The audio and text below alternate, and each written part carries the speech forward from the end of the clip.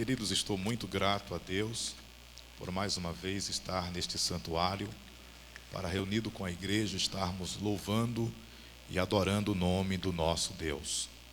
Rever o pastor e anjo desta igreja constitui uma alegria indescritível, indizível. Eu sou muito grato a Deus por essa oportunidade. Rever alguns ministros, amigos, companheiros, como o pastor Cícero, que está aqui também conosco, é um prazer. Abramos nossas Bíblias no Evangelho escrito por Marcos, capítulo de número 14.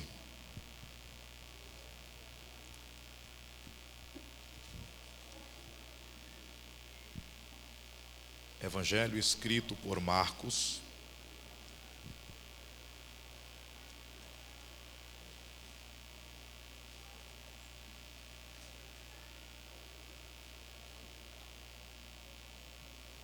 capítulo de número 14, versículos 26, 32 e depois o versículo 35. Antes de ler, eu queria apresentar aos irmãos, estou com alguns exemplares da nossa Bíblia Sagrada. Temos aqui exemplares femininos, masculinos, e este trabalho que nós apresentamos é com o propósito de levantarmos recurso para um trabalho missionário que realizo no sertão nordestino. Vemos realizando cruzadas evangelísticas. Todavia, esse ano, por conta da pandemia, tivemos que dar um pause. Todavia, estamos realizando um trabalho social. Agora há pouco, por exemplo, nós tivemos realizando um trabalho com crianças carentes da zona rural do sertão pernambucano. E agora, no próximo mês, queremos fazer um Natal social, abençoando muitas famílias. Aqueles que estiverem adquirindo as Bíblias estarão nos dando uma possibilidade de dar continuidade a este projeto. Amém, igreja? Marcos capítulo 14, versículos 26, 32 e depois a primeira parte do versículo 35, diz a palavra de Deus. E tendo cantado o hino, saíram para o Monte das Oliveiras. Versículo 32. E foram a um lugar chamado Getsêmani, e disse aos seus discípulos: assentai-vos aqui, enquanto eu oro. A primeira parte do versículo de número 35 diz: e tendo ido um pouco mais adiante. Glória a Deus. Meus irmãos, nós estamos diante de um evangelho salvífico. Este livro fora escrito por um homem chamado Marcos. Ele não era um dos apóstolos, mas teve a oportunidade de estar ao lado do apóstolo Pedro e ouvir dele os relatos concernente à trajetória ministerial de nosso Senhor e Salvador Jesus Cristo. O evangelho escrito por Marcos, na cronologia bíblica, fora o primeiro livro a ser escrito. Este livro tem cerca de 16 capítulos, 678 versículos. O capítulo de número 14 narra para nós a ocasião em que Jesus esteve no cenáculo com os seus 12 discípulos. Este capítulo é paralelo ao capítulo de número 13 do Evangelho escrito pelo apóstolo João. Também é paralelo ao capítulo 26 do Evangelho escrito por Mateus. E também paralelo ao capítulo 22, escrito pelo Dr. Lucas. Todavia, entre os 4 evangelistas, o apóstolo João vai trazer alguns detalhes acerca dos fatos que transcorreram no momento em que Jesus esteve com os discípulos no cenáculo. Em primeiro lugar, no capítulo 13 do Evangelho escrito por João, ele narra a ocasião em que Jesus pediu uma bacia com água, pediu uma toalha cingindo os seus lombos, se curvou diante dos pés dos seus discípulos e lavou os pés de cada um deles. Ao chegar próximo a Pedro, Pedro cogitou a possibilidade de ver o seu mestre curvado aos seus pés, tomando a atribuição do menor escravo de uma família.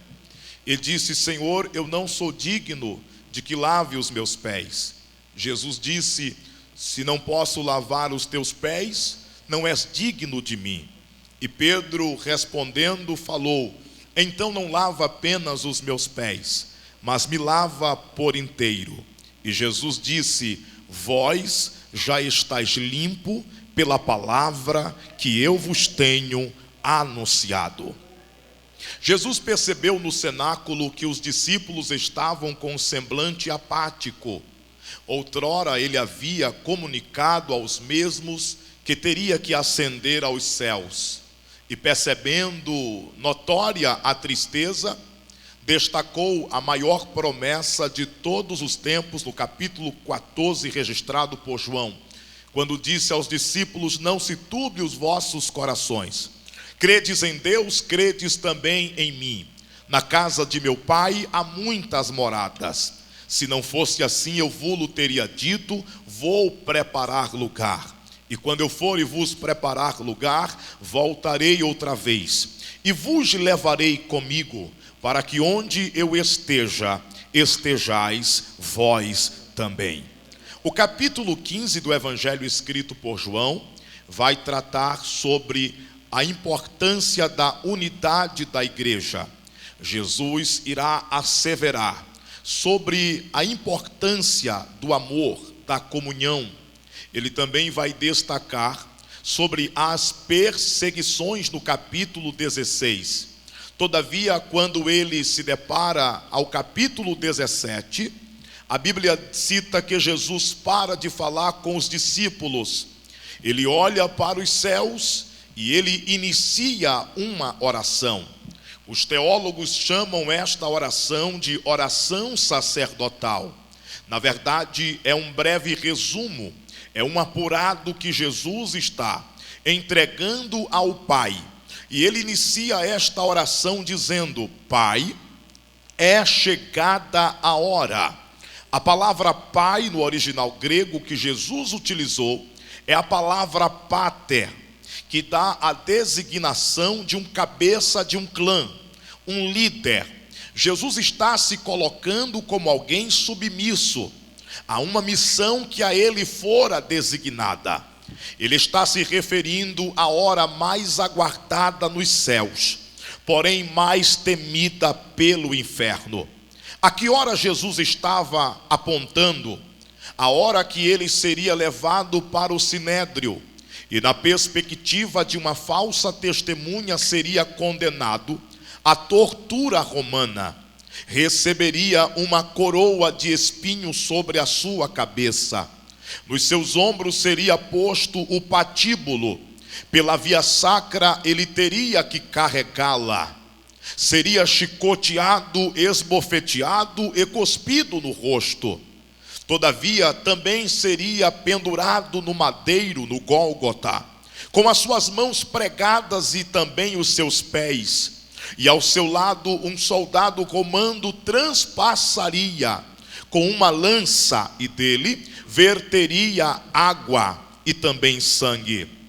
Todavia, consciente de tudo aquilo que lhe aguardava, que lhe esperava, Jesus, ao concluir o período no cenáculo, depois de ter instituído a Santa Ceia, ele convida os seus discípulos a migrar para o jardim do Getsêmani, um jardim no sopé do Monte das Oliveiras, ao leste na cidade de Jerusalém.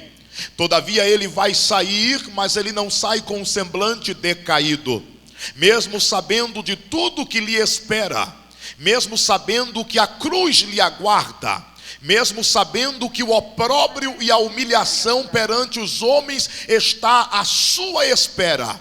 Jesus vai erguer a cabeça e vai sair pelo caminho, louvando e adorando o nome de Deus. O que ele está nos ensinando é que é muito fácil louvar quando as coisas estão fluindo bem. É que é muito fácil louvar a Deus quando o guarda-roupa está cheio de looks, de opções. Que é muito fácil louvar a Deus quando há saúde no nosso corpo. Que é muito fácil louvar a Deus enquanto a conta está recheada. Que é muito fácil louvar a Deus enquanto o armário está repleto. Ele está nos ensinando que na hora da adversidade, que na hora da perseguição, que na hora da escassez, quando tudo parece não fluir, quando tudo parece que vai dar errado, é o momento que precisamos erguer a nossa voz e adorar o nome do nosso Deus. Não espere que as coisas desencadeiem de maneira favorável. Tudo que o diabo quer é calar a sua boca. Tudo que o inferno quer é arrancar o prazer da sua alma de adorar ao nome do Senhor. A Bíblia vai mencionar a história de um homem. Este homem era o patriarca Jó. Jó tinha as prerrogativas, Jó tinha as características mais aplaudidas nesta terra. O próprio Deus fez menção do seu nome e disse a Satanás que ele era um homem temente, sincero, justo e se desviava do mal. Todavia Deus permitiu que o diabo arrancasse tudo de Jó. E quando Jó perdera absolutamente todo o seu patrimônio e viu descambar a saúde e restou apenas um pedaço de telha para coçar as suas chagas, o diabo ficou na expectativa que Jó iria desistir da vida, que Jó iria murmurar, que Jó iria amaldiçoar a sua existência. Mas nesse exato momento em que a sua esposa se apresenta para ele e diz: nega este Deus, amaldiçoa este Deus e morre, Jó ergue a sua voz e em louvor e adoração a Deus celebra, adorando ao nome do Senhor, dizendo: Deus me deu, Deus tomou, bendito seja o nome do Senhor. Deus está nos ensinando que a luta não é o momento para a murmuração, que a luta não é o momento para a desistência. Se as coisas estão dando errado, se as coisas não estão fluindo na sua vida, apenas abra a sua boca e louve o nome do Senhor, porque enquanto você louva, Deus desencadeia milagres, Deus abre portas que estão fechadas, Deus derriba as muralhas, Deus destrona homens que estão em cima, coloca embaixo, mas a vitória Ele entrega àqueles que são fiéis ao seu nome. Glória!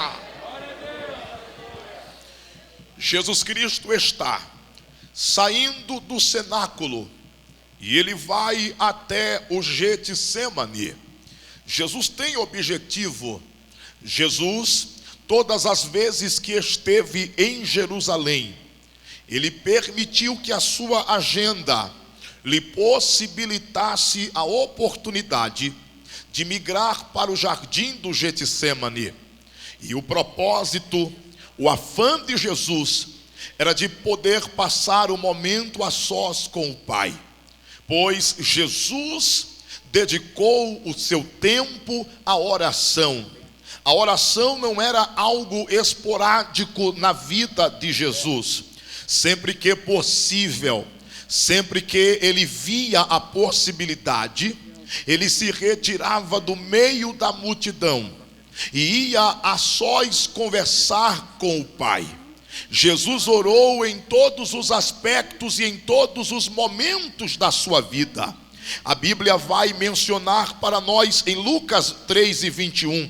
Jesus orou quando foi batizado no jardim ou no Jordão. Lucas capítulo 6, Jesus orou antes de escolher aos seus discípulos. Mateus capítulo 11, Jesus orou quando foi rejeitado por algumas cidades. João capítulo 6, versículo 11, Jesus orou quando estava para multiplicar os 5 pães e 2 peixes. João capítulo 11, Jesus orou antes de ressuscitar a Lázaro, um homem que estava morto por 4 dias. Mateus capítulo 14, Jesus orou antes de andar sobre as águas. João capítulo 17, Jesus orou no culto de Santa Ceia.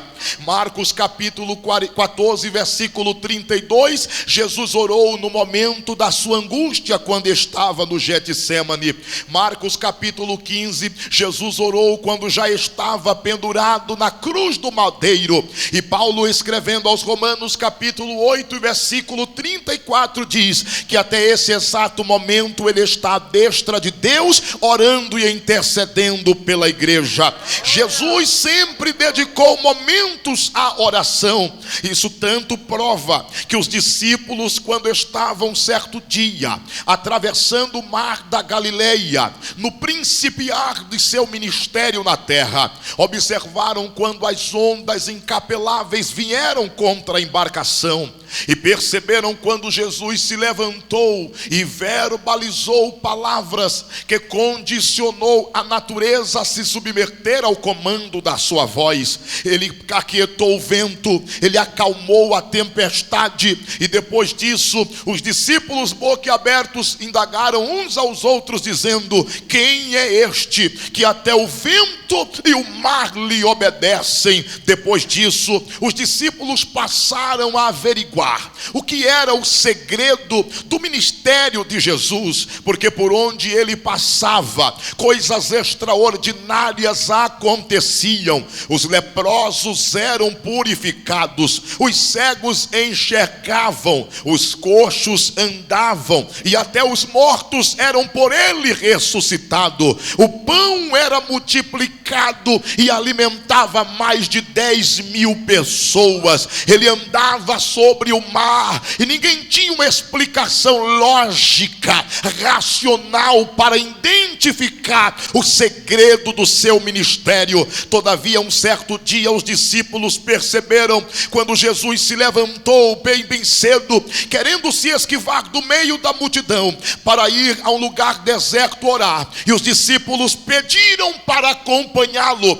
Eles já sabiam que ele iria fazer algo que não costumava fazer perante os seus discípulos, era algo só de intimidade. Então dessa vez eles se habilitam a acompanhar o mestre, e quando eles chegam no lugar deserto, eles veem Jesus se ajoelhando, dobrando os joelhos para orar ao Pai. E isto já era algo estranho, porque os judeus tinham a prática de orar de pé, elevando os olhos para os céus, mas Jesus vai quebrar o protocolo, vai dobrar os joelhos e vai orar ao Pai. Carta aos Hebreus capítulo 5, versículo 7 descreve que as suas orações eram frenéticas. Ele gritava, ele suplicava, ele derramava lágrimas, e o Pai ouvia a sua oração. Quando Jesus terminou de orar, os discípulos chegaram até ele e disseram: mestre, nos ensina a orar.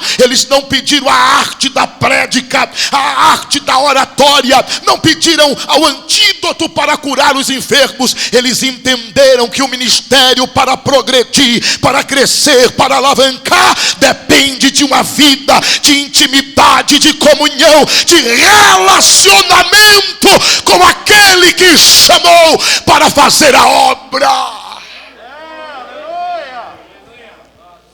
Jesus entrou no Getsêmani com um propósito: orar. Diga assim: Jesus entrou com um propósito: Queria pedir à tecladista, por favor, faz um fundo musical. Jesus entrou no Getsemane com finalidade. Ele não entrou para perder tempo. Ele não entrou para olhar as azeitonas penduradas nas oliveiras. Jesus entrou no Getsemane porque ele sabia o que lhe aguardava mais adiante. O maior problema de muitos de nós é que no ambiente bafejado pela presença de Deus, infelizmente existem pessoas que adentraram por essas portas, mas entraram sem propósito, entraram sem finalidade. Tem aqueles que chegam a este santuário com um afã de um clube social, apenas para comparecer, para ver o que vai acontecer. Há outros que sem objetivo entram para olhar a roupa do pregador, para olhar o vestido da cantora, da irmã. Todavia, Jesus entrou com propósito. E é uma coisa linda, pastor Márcio, quando o crente entra com propósito no santuário, porque desde o princípio ele começa a se declinar diante da presença de Deus. Os hinos da harpa cristã vai sendo entoado e ele já sente o desejo de falar em línguas estranhas. Ele não está preocupado com os resultados que está acontecendo ou sendo contabilizado lá fora de quem ganhou ou quem perdeu. Quem entra com propósito está no afã de sentir o abraço do Espírito Santo. E aquele que vem à presença de Jesus com finalidade nunca regressará vazio. Deixa eu liberar uma palavra de Deus para o teu coração. Hoje Deus te trouxe a este ambiente para dizer: estreite o relacionamento comigo. Eu tenho propósitos grandes na tua vida. Este problema, esta perseguição, esta luta não pode te brecar. Compreenda que foi eu que te chamei. Segue avante, porque eu te guio no meio do monturo.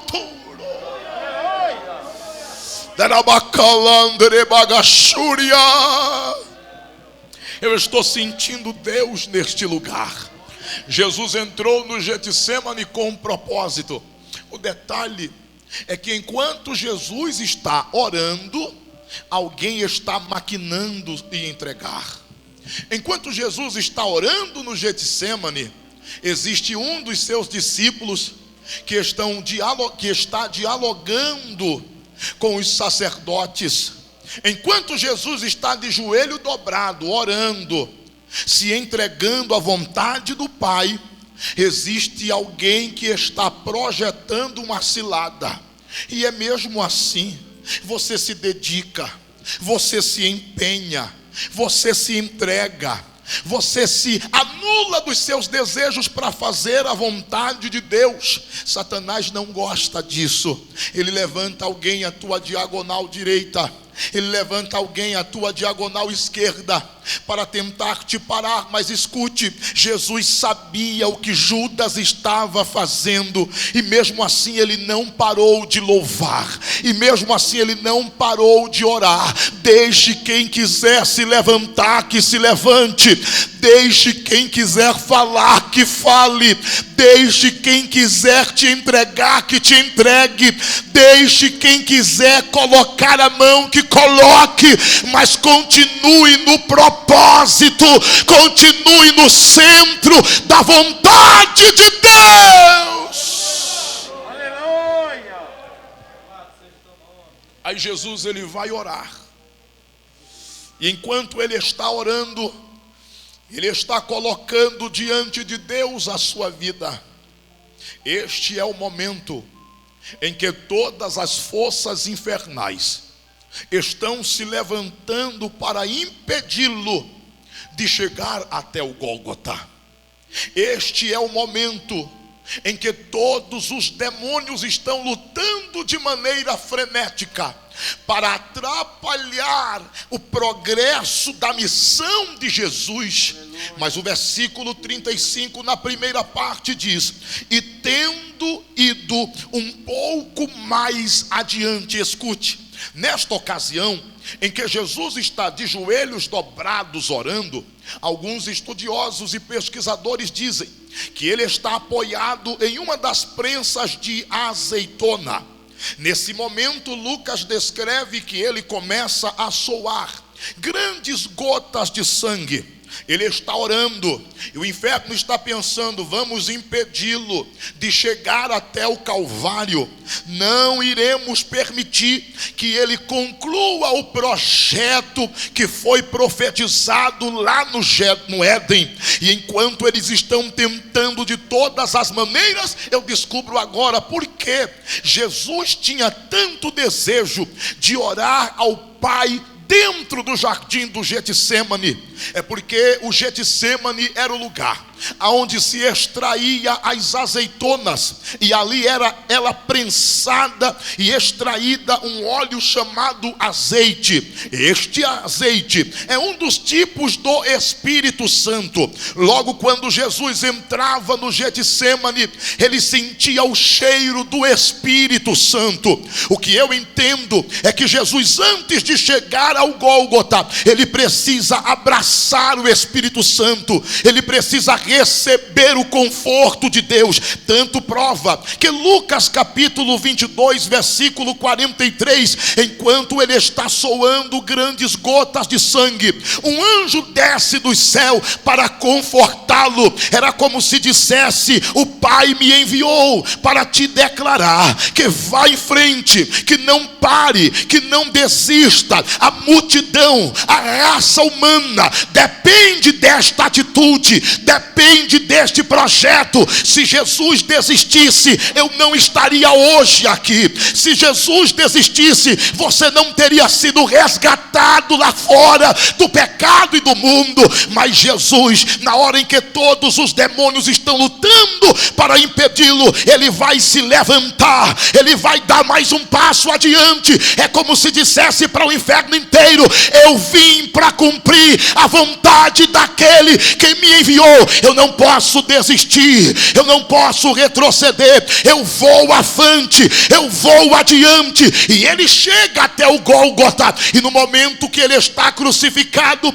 ele poderia olhar para frente, ele poderia olhar para a sua diagonal direita ou esquerda, ele poderia olhar até para cima ou para baixo, mas a única direção que Jesus não poderia olhar era para trás. Ele não poderia desistir da igreja, ele não poderia desistir de te perdoar, ele não poderia desistir de te resgatar, ele não poderia desistir da tua chamada, da tua família. E no Gólgota ele diz tetelestai, que significa está consumado. Esta frase era uma frase habitual. Todos os escravos, quando recebiam uma missão, eles cumpriam a missão, e depois de cumprir, eles chegavam aos seus senhores, colocavam as mãos debaixo da coxa e dizia tetelestai, como que dissesse: eu trabalhei, eu concluí a tarefa, não deixei nada para depois. Jesus está dizendo: nenhuma condenação há, eu já morri pela minha igreja.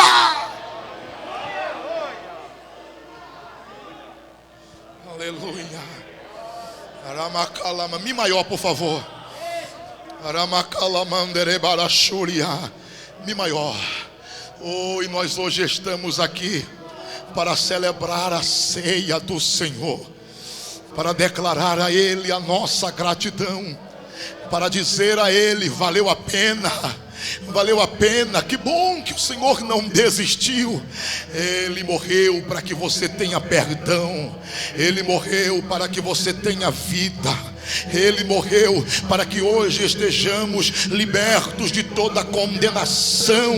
Nada pode nos separar do amor de Cristo Jesus, nem a prova, nem a escassez, nem a nudez, nem os principados, nem as potestades. Nada pode te arrancar. Olha que o diabo fez de tudo esse mês inteiro para você não poder cercar a mesa do Senhor, para você se sentir indigno na hora de pegar o pão. Mas Jesus está dizendo: pode comer no pão, pode beber no cálice, porque eu já paguei o preço, está consumado.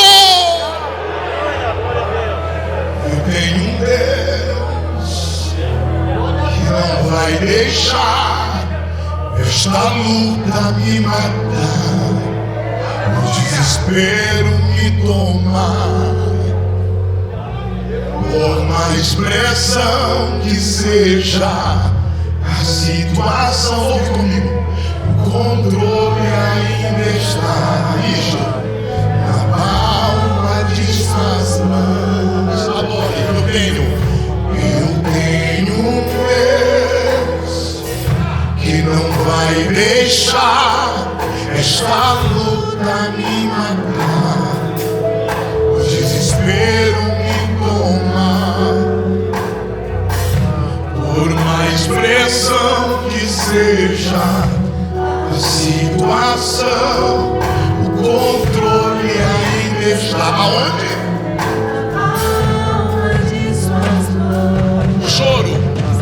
O choro dura uma noite, mas a alegria ela vem pela manhã.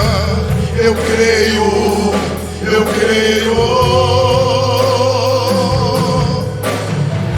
O choro dura uma noite, mas a alegria ela vem pela manhã. Eu creio. Agora bem forte. Ainda que a figueira não haja fruto na vida, todavia me alegrarei. Oh, aleluia. Você chegou. Ainda que a figueira não floresça e não haja fruto na vide, e o produto não lhe venha mina, todavia me alegrarei, todavia me alegrarei, todavia me alegrarei. Só declaro agora. Feche os olhos onde você está, sentado mesmo. Enquanto eu oro, ministro uma oração, o Espírito Santo está ministrando ao teu coração agora.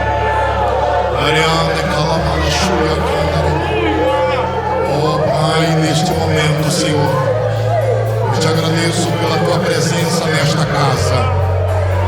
Eu te louvo porque diante de tantas lutas o teu servo chegou. A tua serva chegou. Foram tantas pelejas para que ela hoje não estivesse neste culto tão célebre, no culto mais importante da igreja. Tantas propostas do inferno, tantas ciladas do diabo, mas ele está aqui declarando a vitória pelo sangue do teu Filho Jesus. Espírito Santo, ministra no coração dos teus servos agora. Recebe de Deus o renovo, recebe de Deus o abraço. Você que é batizado no Espírito Santo, sinta a liberdade para orar em línguas estranhas.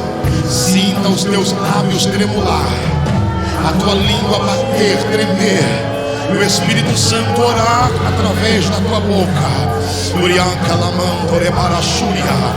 O Espírito Santo está abraçando vidas nesta hora.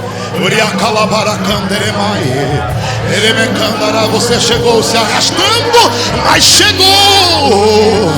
chegou sobre Topicão, mas chegou. O Espírito Santo te conduziu a esta casa e te abraça nesta hora.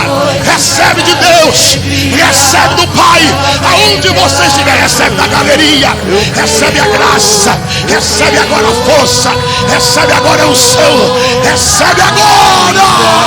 Que a figueira não floresça e não haja fruto na vide, que o produto não lhe venha mingar. Todavia me alegrarei, todavia me alegrarei, todavia me alegrarei.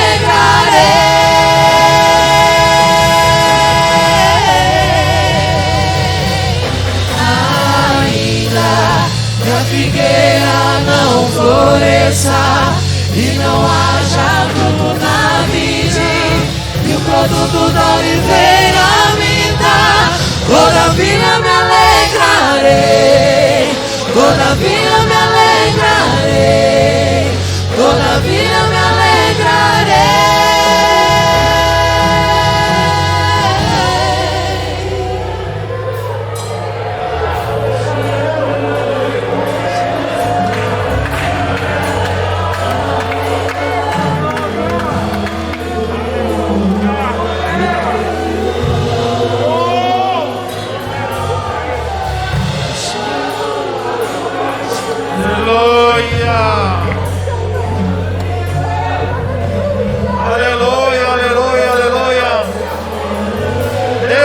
Conosco nesta noite, aleluia.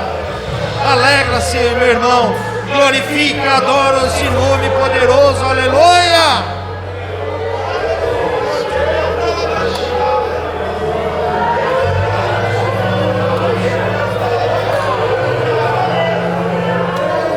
Apesar dos momentos que estamos passando de dificuldade, momentos de luta, mas não devemos deixar de glorificar e adorar esse nome doce do Senhor Jesus Cristo. Abre seu coração e deixa o Espírito Santo agir. Oh, glória a Deus, Ele está aqui falando nesta noite conosco. Bendito seja o nome do Senhor Jesus Cristo, aleluia. Amém, igreja? Uma salva de palmas para Jesus. Se alegra no Senhor. Aleluia! Palavra maravilhosa nesta noite. Deus usou seu servo para falar com sua amada igreja hoje. Irmãos, a igreja não pode parar, ela tem que continuar, marchando, aleluia! Até o dia que Ele vier buscar a sua noiva, aleluia! Nós devemos continuar marchando e servindo ao Senhor. Amém, irmãos?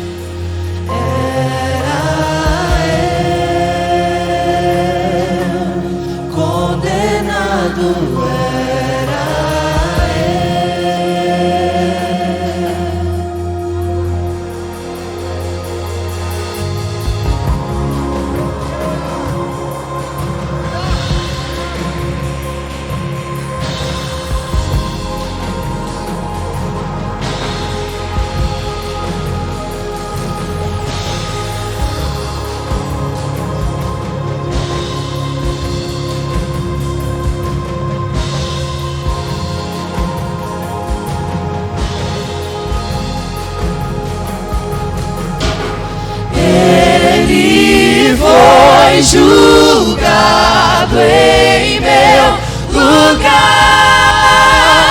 Hoje eu tenho vida. Ele foi julgado em meu lugar. Hoje eu tenho vida.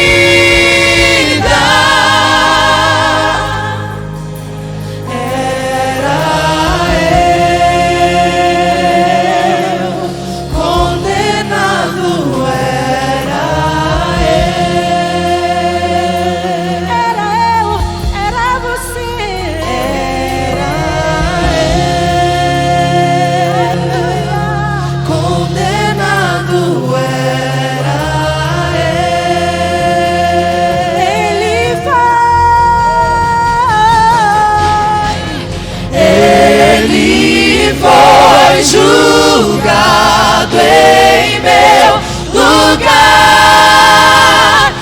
Hoje eu tenho vida.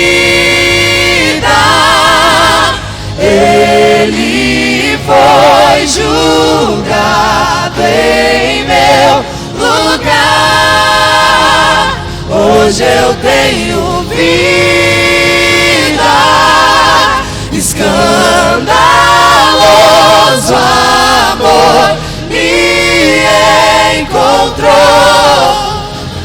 Hoje eu tenho vida.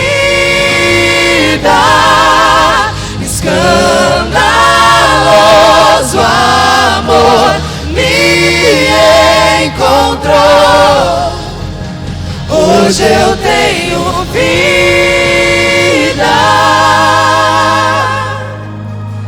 Era eu condenado, era eu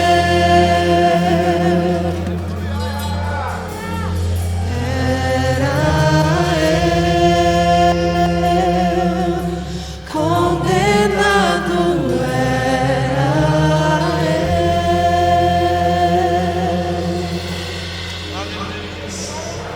Aleluia, glória a Deus. Irmãos, hoje é ceia, todo dia de ceia, nós dizimamos a casa do Senhor. Amém?